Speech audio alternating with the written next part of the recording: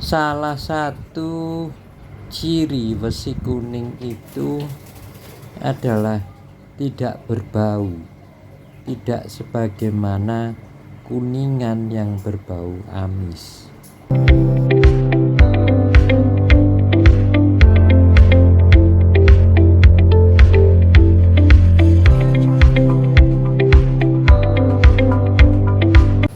Zaman dulu mungkin dikenal istilahnya besi kuning, yang kemudian ternyata ada kandungan emasnya antara 40 sampai 60%. Itu ada di patung-patung zaman dulu.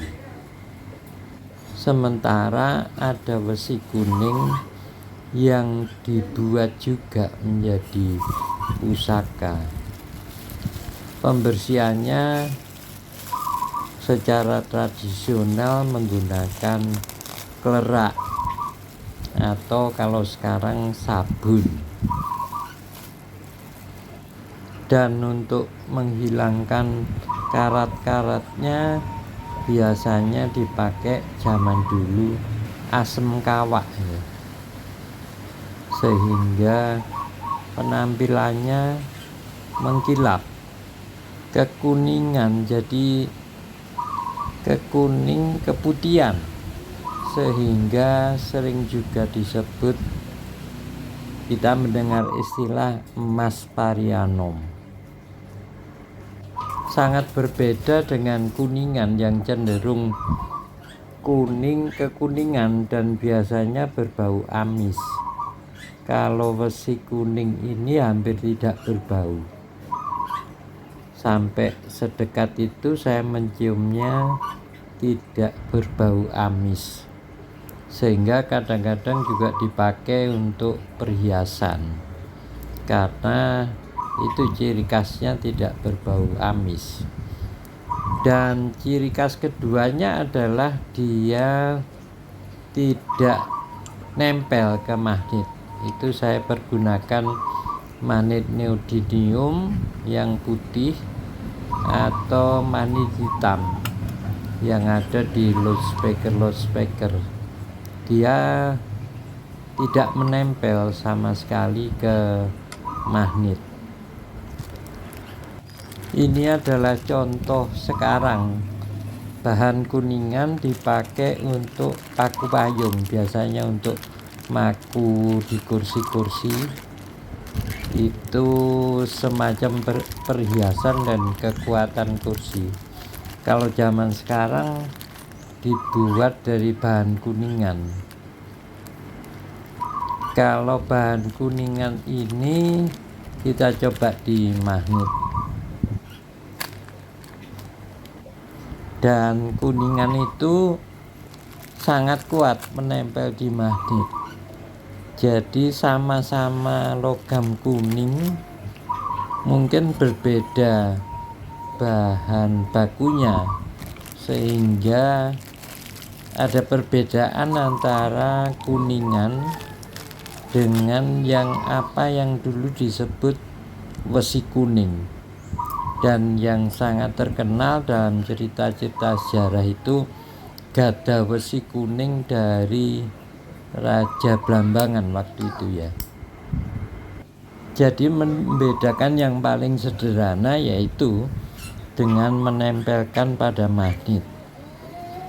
Cara-cara pembersihan yang saya coba sekarang menggunakan Aquades dan obat emas ya, yang bisa kita beli di toko-toko emas, dengan mempergunakan peralatan seadanya. Ada kuas, ada sikat, ada pemanas untuk mengeringkan setelah kita basahi dengan itu larutan. Terus kemudian pada tahap akhir kita lapisi dengan wax, Renaissance wax. Untuk pembersihannya saya gunakan itu obat emas yang cukup dioleskan aja kepada bilah besi kuning Terus kemudian dibiarkan sebentar biar bereaksi. Setelah itu ya kita tunggu beberapa saat dan kemudian baru kita bilas mempergunakan Aquades.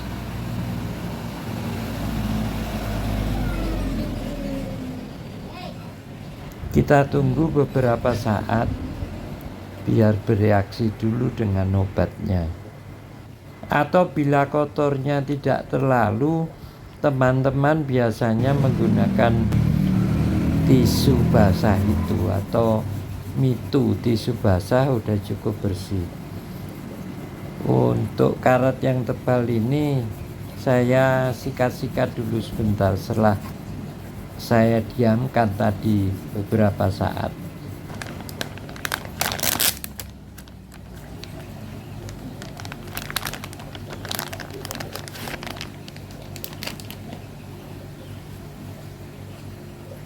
Ya setelah itu saya coba juga dengan kebiasaan teman-teman yang lain, saya pakai tisu basah.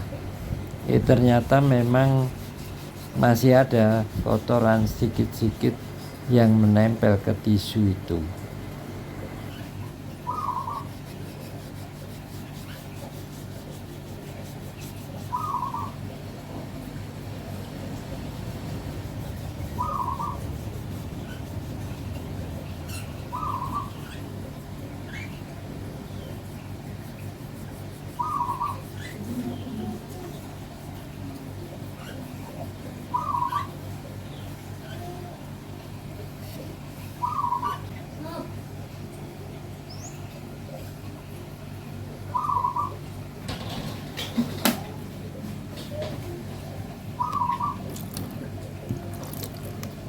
Setelah itu saya bilas juga dengan air Aquades ya, supaya sisa-sisa obat tadi tidak menempel pada besi kuning ini.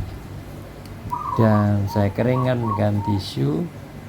Setelah itu nanti baru dikeringkan dengan pemanas supaya betul-betul kering.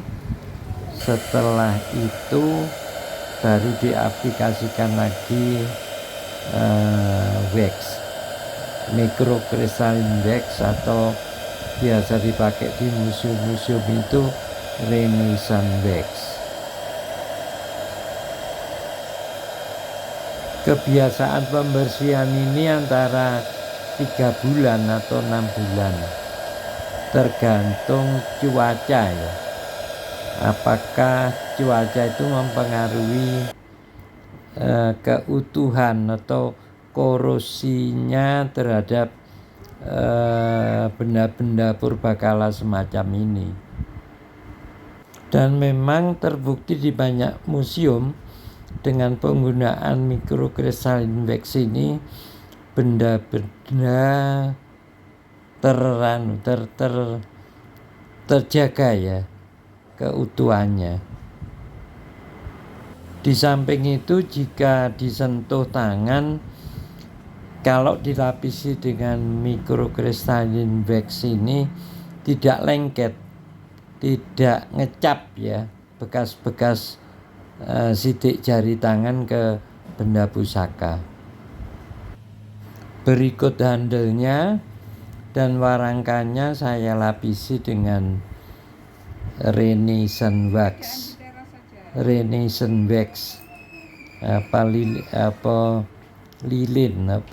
lilin microcrystalline supaya terjaga keawetannya.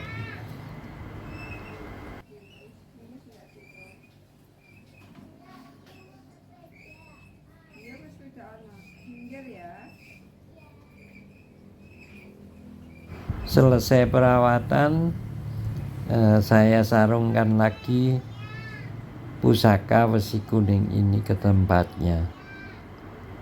Matur nuwun.